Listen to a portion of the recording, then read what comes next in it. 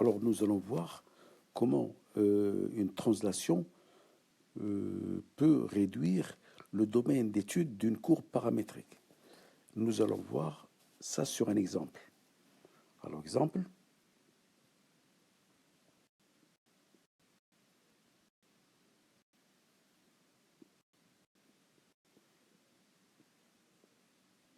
Exemple.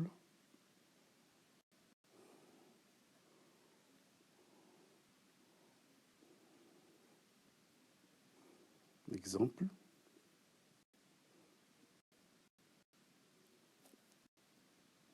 On considère la courbe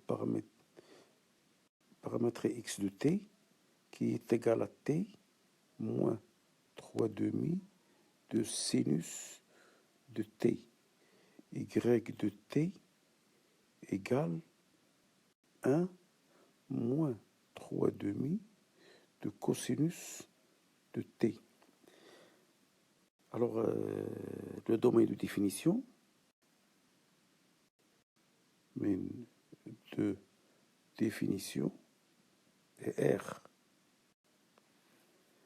Alors, on remarque xt plus 2pi égale t plus 2pi moins 3 demi sinus de t. Alors, normalement, c'est sinus de t plus 2pi. Comme sinus est périodique de période 2pi, donc sinus de t plus 2pi, ça sera égal à sinus de t. Y de t plus 2pi, ça sera égal à 1 moins 3 demi de cosinus t. De la même façon, normalement, on doit avoir ici cosinus de t plus 2pi. Comme le cosinus est une fonction paire de période de pi, donc c'est égal à cosinus de t. Donc finalement, le point x de t plus 2pi, y de t plus 2pi, c'est égal à x de t, y de t plus 0, plus 2pi, 0.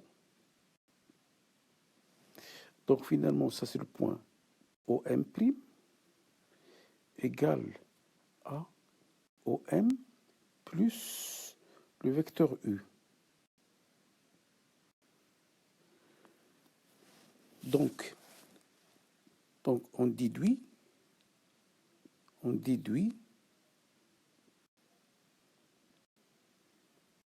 M'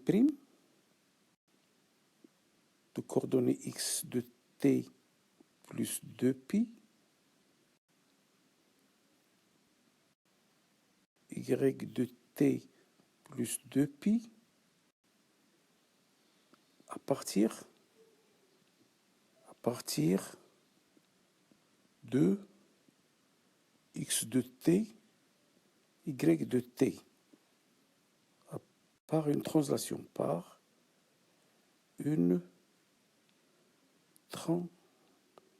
translation. Donc le domaine d'étude, c'est moins pi